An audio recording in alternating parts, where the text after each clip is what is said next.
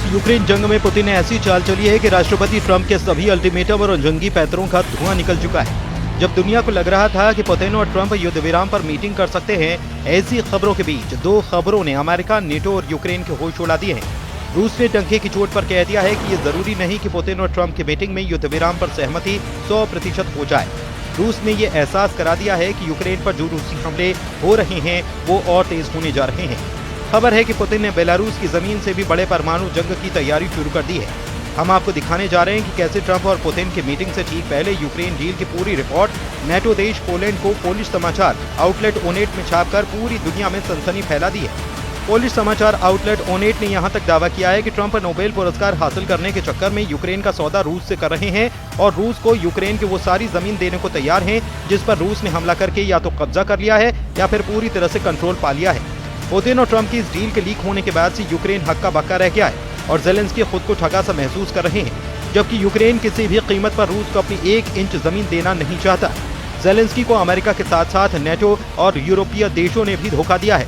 हम आपको पूरी खबर दिखा रहे हैं कि कैसे पुतिन ने ट्रंप की यूक्रेन बाजी को ही पलट कर रख दिया है। 1260 दिन से ज्यादा की जंग के बाद ऐसा लग रहा था कि ट्रंप का 8 अगस्त के अल्टीमेटम से पहले पुतिन ट्रंप के साथ पूरी तरह से मीटिंग के लिए तैयार हो जाएंगे, लेकिन अब खबर है कि पुतिन ने ट्रंप के साथ मीटिंग को लेकर बहुत ज्यादा जल्दबाजी न दिखाने का फैसला किया है। खबर तो ये भी थी कि पुतिन और ट्रंप की मीटिंग यूएई यानी कि संयुक्त अरब अमीरात में हो सकती है, लेकिन अभी तक ट्रंप के अल्टीमेटम खत्म होने से पहले रूस की तरफ से मीटिंग को लेकर कोई बड़ा दावा नहीं किया गया।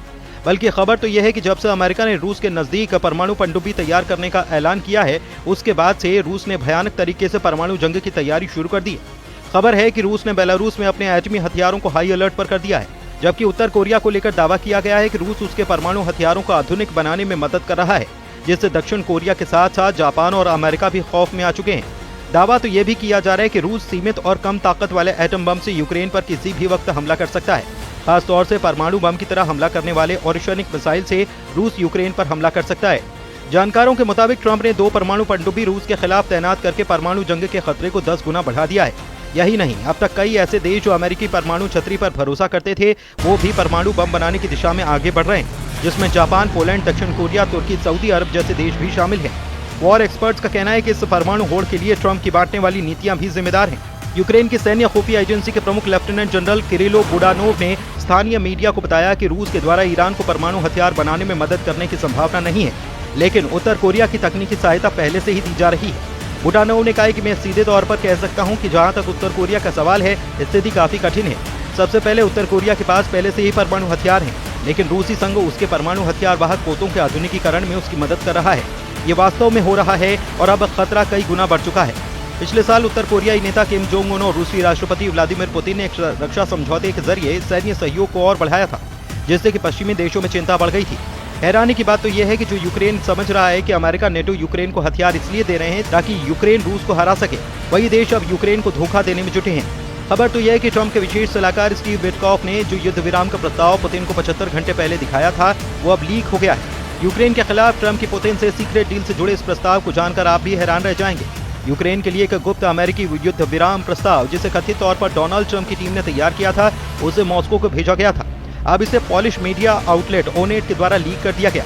अमेरिका के करीबी और नेटो देश पोलैंड के पोलिश समाचार आउटलेट ओनेट के मुताबिक यूक्रेन के संबंध में एक अनुकूल अमेरिकी प्रस्ताव का विवरण प्राप्त हुआ है, जो मॉस्को में अमेरिकी राष्ट्रपति डोनाल्ड ट्रंप के विशेष दूत स्टीव विटकॉफ के साथ बातचीत के दौरान रूसी शासक व्लादिमीर पुतिन के सामने पेश किया गया था।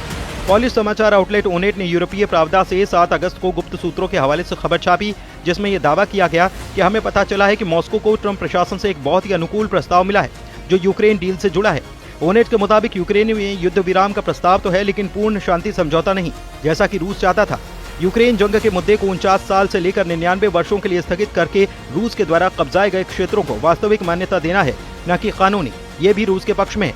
रूस पर लगाए गए अधिकांश अमेरिकी प्रतिबंधों को हटाना और दीर्घकालिक रूप से ऊर्जा सहयोग अर्थात रूसी गैस और तेल के आयात से रोक हटाना भी शामिल है। हालांकि इस प्रस्ताव में कथित तौर पर नाटो विस्तार के विरुद्ध कोई गारंटी शामिल नहीं है, जो मॉस्को की लगातार मांगों में से एक है।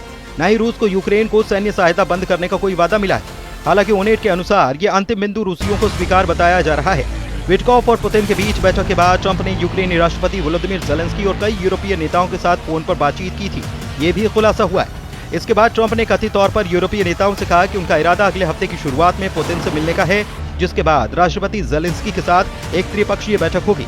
बाद में क्रेमलिन ने पुष्टि की कि रूस और अमेरिका इस बात पर सहमत हुए हैं कि पुतिन और ट्रंप आने वाले दिनों में मुलाकात कर सकते हैं। लेकिन हम आपको ये बताएं कि अमेरिका ने पहले से ही पूरी तरह से कब्जा की गए और आंशिक रूप से कब्जे वाले यूक्रेनी क्षेत्रों पर रूस के कब्जे को मान्यता देने की पेशकश की थी, जिसे कीव यानी कि राष्ट्रपति ज़ेलेंस्की ने अस्वीकार कर दिया था।